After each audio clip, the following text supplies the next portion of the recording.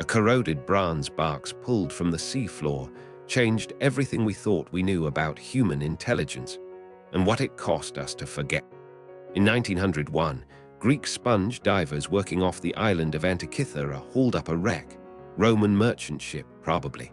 What they found inside that wreck, wedged in the cargo hold, was a lump of bronze so corroded, so calcified by salt and time, that most archaeologists initially dismissed it as worthless.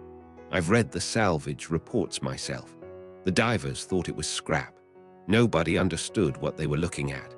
For decades, that bronze lump sat in a museum drawer in Athens, literally forgotten. A curator would dust it occasionally, file it under unidentified mechanism, and move on.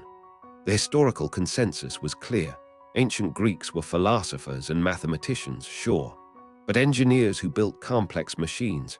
No, that was a modern invention. The ancients were primitive. Case closed. Then, in the 1950, a Greek physicist named Yannis Xanthakis took a second look. He cleaned the corroded surface. He used early X-ray techniques, primitive by today's standards, but revolutionary then. What emerged from that bronze was staggering. Gears, dozens of them. Interlocking, precise, engineered with tolerances that shouldn't have been possible in 100 BC. But here's where it gets human. The scientific community didn't immediately celebrate. Some scholars actually resisted the findings. It contradicted the narrative they'd built, the one that said human progress was linear, that complexity was born in the Renaissance or the Industrial Revolution, not in the hands of Greek craftsmen 2 millennia ago. Ego is a powerful force in scholarship. Over the next 60 years, researchers used CT scanning, three-dimensional modeling, and painstaking detective work to decode what they had. The Antikythera Mechanism, as it came to be known, was a device for predicting celestial motion. It calculated the positions of the sun, moon, and planets. It tracked lunar cycles. It predicted eclipses years in advance. It was, essentially, an ancient computer. The device contained at least 30 gears. Some scholars argue there were more, long since disintegrated. Each gear was cut by hand, using bronze and possibly iron. The teeth were uniform. The engineering was precise.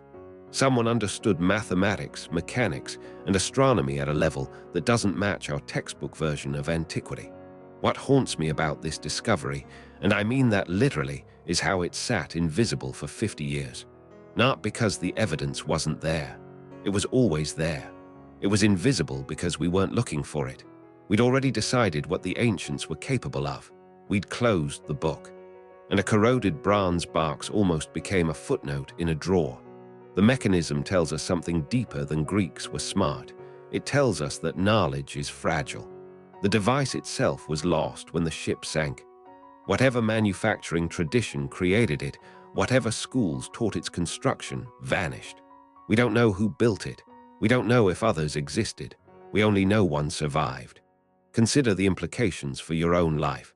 How much knowledge do you assume is lost? How many skills, technologies, or insights have vanished because they weren't written down, or written down in a language we forgot how to read? The Antikythera Mechanism is proof that complexity existed in silence, and can exist in silence right beside us. This connects to something the Stoics understood. They believed that true wisdom came from seeing what was actually in front of you, not what your preconceptions told you should be there. Epictetus would have recognized this immediately. We don't see the world as it is. We see the world as we've agreed it should be. The Antikythera Mechanism rewrote history because it forced us to ask better questions. Not were ancients primitive, but what did we miss? What are we missing now? That second question is harder. It requires admitting you're looking at the world through a filter. Every field has its Antikythera Mechanism, that thing sitting in plain sight that contradicts the accepted narrative. In psychology, it's the placebo effect. In economics, it's the irrational actor. In your own life, it might be a strength you've been taught to ignore, or a failure that actually taught you something valuable. The mechanism also teaches us about the cost of lost context. We found the device, but we don't know its purpose with certainty. We infer. We model. We're still arguing about details. Without the manual, without the craftsman's notes or the owner's instructions, we're reconstructing meaning from fragments. That's a metaphor worth sitting with. How much of your own history do you understand? You know what happened to you, but do you know why? Do you have the manual for your own decisions? Or are you, like those researchers, trying to reverse engineer meaning from corroded fragments of memory? The Stoics practiced something they called prasarge, mindfulness, or literally paying attention. They believed that most of life's suffering came not from events themselves, but from our failure to actually look at what was happening. The Antikythera Mechanism sat in a drawer for 50 years because no one was practicing prasarge. What changes when you apply that same attention to your own assumptions? When you ask, what have I decided is impossible? What have I stopped looking for because I've already decided the answer? What corroded bronze box am I walking past every day? The mechanism didn't change the past. It changed how we see it. And seeing differently is the first step toward thinking differently. That's the real lesson here. Not that ancients were smart, but that we're capable of being blind to what's right in front of us, and that awareness itself is a tool we can use. 2,000 years ago, someone built a machine to predict the cosmos. 2,000 years later, we found it by accident, and we almost missed it again. Subscribe.